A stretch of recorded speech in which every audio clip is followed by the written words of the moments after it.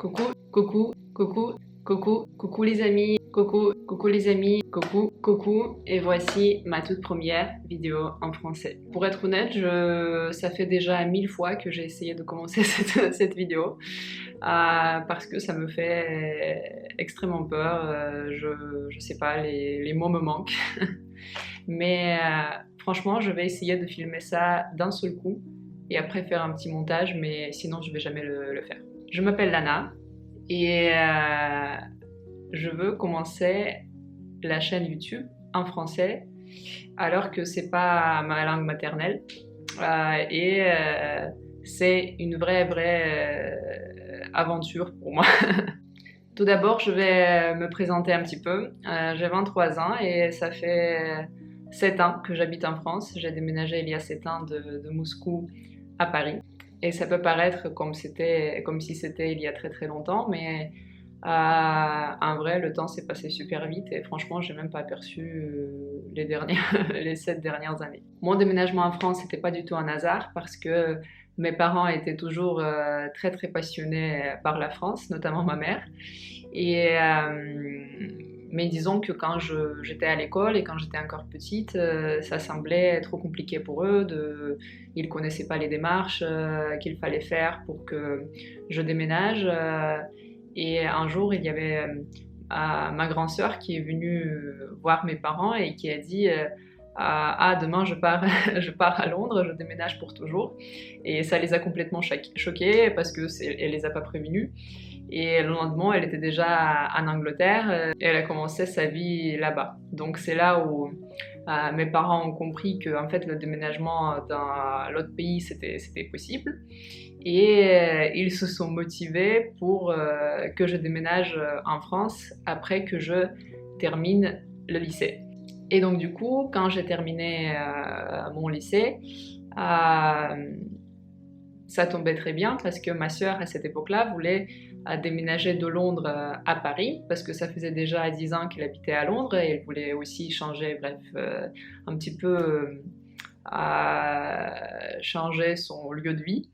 Et elle a décidé de déménager à Paris, donc ça tombait bien parce que moi j'allais y déménager aussi. Et donc comme ça, mes parents étaient assez rassurés que je reste pas toute seule à Paris. J'avais déjà visité Paris plusieurs fois avec mes parents, mais je pouvais pas dire que j'étais complètement amoureuse de cette ville.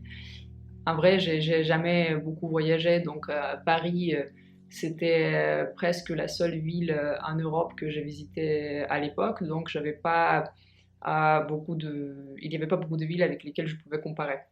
Mais à cette époque-là, j'avais 16 ans quand j'ai terminé l'école, donc je me posais pas trop de questions et je me suis dit que bah tiens, c'est une opportunité qui est assez cool, mais si ça te convient pas, tu peux toujours revenir en Russie ou tu peux essayer de déménager dans une autre ville, tu verras. En plus de ça, un des critères le plus importants aussi, c'était le fait que l'éducation en France était gratuite, en tout cas l'éducation dans une université. Et ça, c'est quelque chose qui est plutôt rare de trouver aujourd'hui parce que souvent, par exemple, dans les pays comme les États-Unis ou Angleterre, l'éducation est payante et ça coûte très cher. Et pour ma famille, pour moi, c'était un grand avantage le fait que je peux faire mes études en France gratuitement. Mais vu que j'avais que 16 ans à l'époque, je ne savais pas du tout vers quelle filière m'orienter, qu'est-ce que je veux faire dans ma vie. Et du coup, on a décidé que je vais déménager en France, mais la première année, je vais être juste à l'école de langue pour apprendre le français. Et à 17 ans, je vais entrer dans une université française. Donc c'est ce que j'ai fait. J'ai déménagé à 16 ans à Paris avec ma sœur. Et j'étais pendant un an dans une école de langue qui s'appelle IF. Et c'était vraiment une belle expérience parce que j'ai rencontré plein de personnes de partout dans le monde qui sont venues à Paris pour apprendre le français. Et cette année m'a vraiment permis d'améliorer mon niveau de français parce que je parlais déjà un petit peu français, mais disons que mon niveau était pas suffisant pour faire vraiment les études supérieures.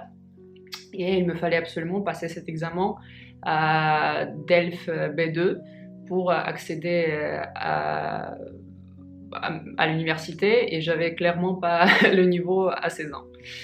Donc voilà, ensuite j'ai passé mon examen B2, je l'ai réussi, et j'ai décidé de poursuivre mes études à la Sorbonne, parce que la Sorbonne, c'est l'université, peut-être la seule université qu'on connaît en Russie.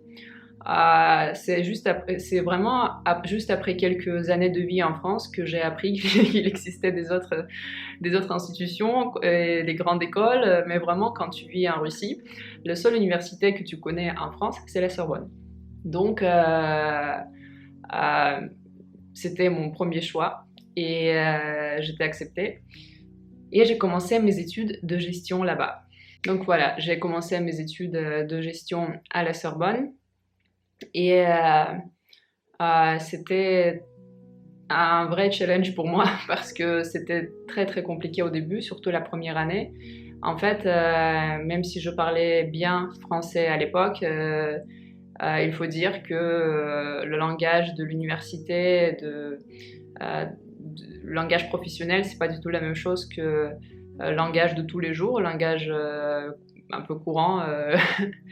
Et j'ai passé littéralement toutes les années à la Sorbonne à traduire les manuels de français en russe pour comprendre un petit peu le sens. Et c'était vraiment très très compliqué pour moi, mais je suis assez fière que j'ai réussi cette aventure. Voilà. Donc c'était pas si simple pour moi. J'ai redoublé une année, j'ai redoublé ma troisième année à la Sorbonne, tellement c'était parfois pas évident, mais voilà, je suis assez reconnaissante pour cette expérience que j'ai eue. Après que j'ai terminé mes études à la Sorbonne, je me suis demandé qu'est-ce que je fais après, et quelque chose de le plus logique à faire en France après la licence, c'est de poursuivre les études en master. Et donc j'ai décidé de postuler pour le master de système d'information à Dauphine, parce que je me suis pas mal intéressée à data science et à tout ce qui est lié à la transformation digitale. Et du coup, j'ai commencé mes études là-bas. C'était 2 années très très intéressantes parce que les études m'ont beaucoup plu. Par contre, il y avait un autre côté de ces études qui m'ont pas beaucoup plu, et notamment c'est parce que je faisais mes études en alternance. Et mes 2 années d'alternance m'ont pas beaucoup plu, m'ont pas beaucoup passionné, même si je suis quand même assez contente d'avoir fait cette expérience, parce que ça m'a permis de mieux comprendre qu'est-ce que je voulais faire de ma vie.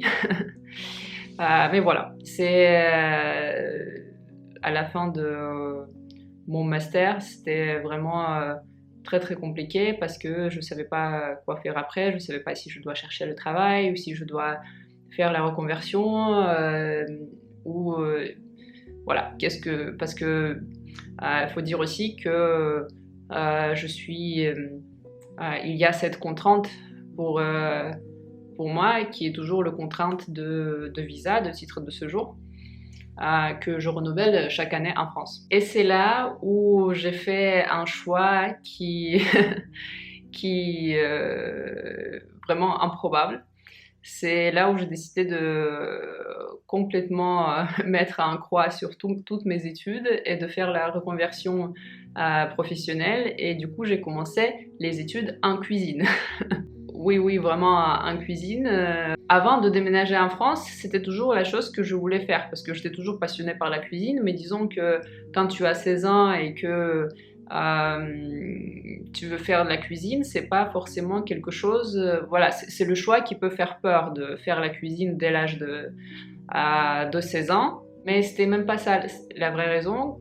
En vrai, quand je déménageais en France, quand je voulais déménager en France, j'avais regardé les écoles de cuisine, mais j'étais vraiment choquée par les prix parce que les prix variaient entre 20 000 euros et 30 000 euros. Et du coup, c'était pas quelque chose du tout que je pouvais me permettre à l'époque. Et du coup, j'ai complètement abandonné l'idée de poursuivre mes études de cuisine à cette époque-là. Et j'ai appris à ce moment-là que j'ai commencé à regarder les différents programmes des écoles de cuisine et j'ai trouvé un programme à l'école Ferrandi Paris qui proposait une année de formation de CAP de cuisine en alternance. Et du coup, vu que c'était en alternance, la formation était gratuite. Donc ça a tout de suite attiré mon attention, j'ai postulé et je me suis dit, bon Lana, c'est quelque chose que tu voulais faire toute ta vie, t'es passionnée par ça, tu veux pas chercher un contrat de travail dans la filière de gestion, de management, donc franchement t'as pas de choix. Et du coup, j'ai postulé et j'étais acceptée. Cette formation s'appelle CAP Post-Bac, donc j'ai rencontré que des personnes qui ont décidé de faire, quasiment que des personnes qui ont décidé de faire aussi la reconversion professionnelle et franchement, on est nombreux. Et vraiment, ça rassure, ça fait du bien. Ça m'a vraiment, j'avais l'impression d'être réunie avec les gens qui partagent la même passion avec moi.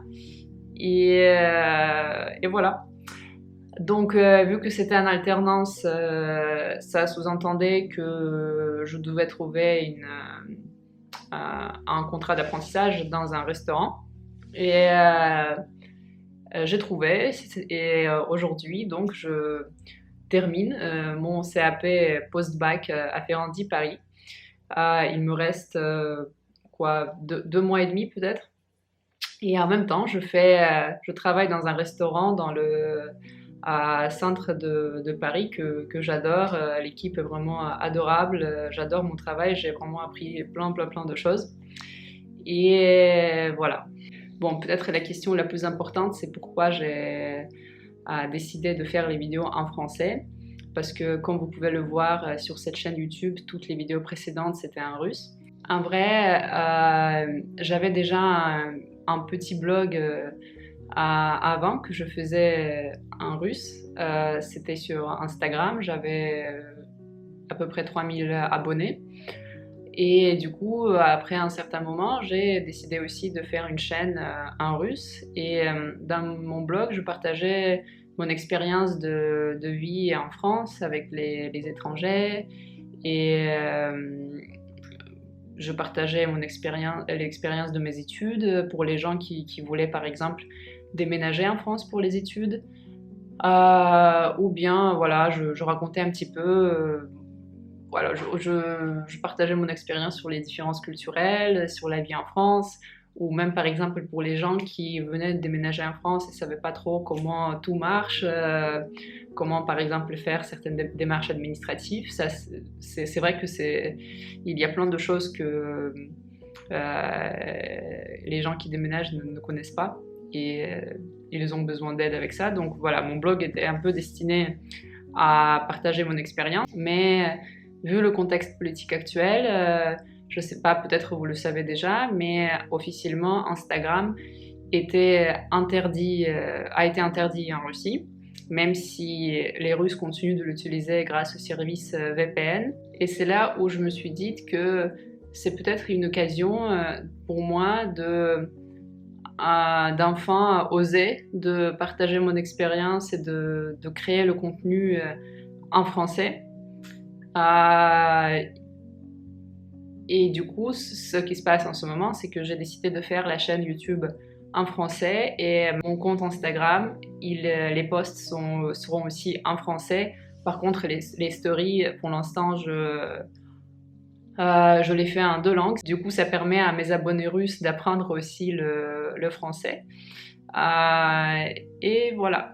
J'ai jamais osé de créer le contenu en français parce que j'imagine que vous comprenez que parler la langue qui n'est pas ta langue maternelle, c'est quand même assez compliqué.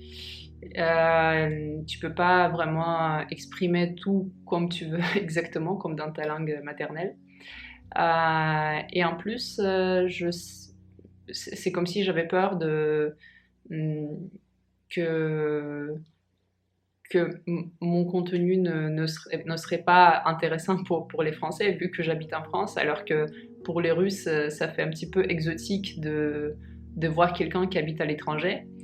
Mais après, je me suis dit qu'en vrai, vu que la plupart de mon contenu est lié à la cuisine, c'est intéressant à la fois pour les Russes et pour les Français. Donc voilà, je me suis dit que c'était une occasion de me lancer dans cette aventure. Et j'espère que vous allez me soutenir avec ça. Qu'est-ce que je peux raconter d'autre sur moi?